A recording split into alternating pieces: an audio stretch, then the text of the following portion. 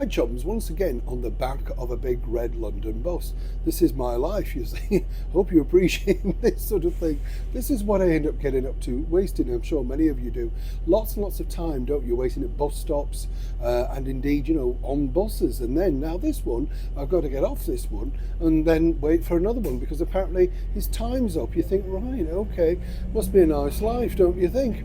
Now, a lot of people got in touch about the King's playlist, the Apple playlist. And it was fascinating when you think, because a lot of people focused on, the big names, of course, like Diana Ross, Beyonce, and said, oh, really, would you like Beyonce? But when you look into the further story, you can see that she's performed, for the Princess Trust and stuff like that, as Kylie Minogue, of course, who, obviously a huge favourite, all thanks to being Australian too, part of the Commonwealth. But it was this particular sort of insert into the playlist that got a lot of people interested. And I thought I'd give you a little bit more information so you're aware of exactly why it was picked. And more importantly, who is this lost legend? Let me explain. It's wonderful inclusion. This man, that's right, Al Bowley, I think that's how you pronounce him, not British at all, I think from South Africa, had a really big career for a very short space of time.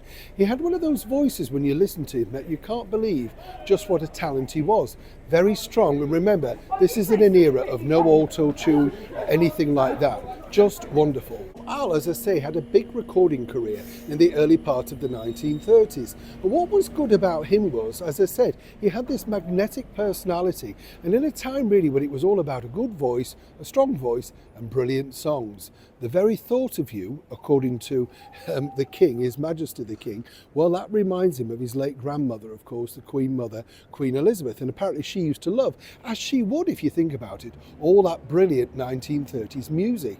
And apparently she would play this to him on the gramophone records that she still had, even in that young era. Fascinating when you think. For him, he then developed this love of these particular songs and this music.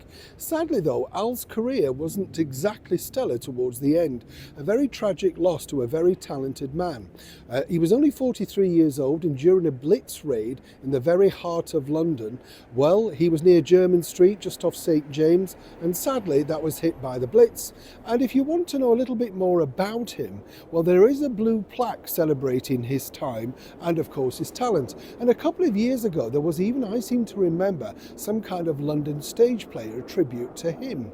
And I know I often say this, chums, on the show, but it's funny, isn't it? These people at that point were as big as any pop star that we remember, whether it be Sonny and Cher, whether it be Elvis, whatever. They ruled the airwaves, they were simply brilliant.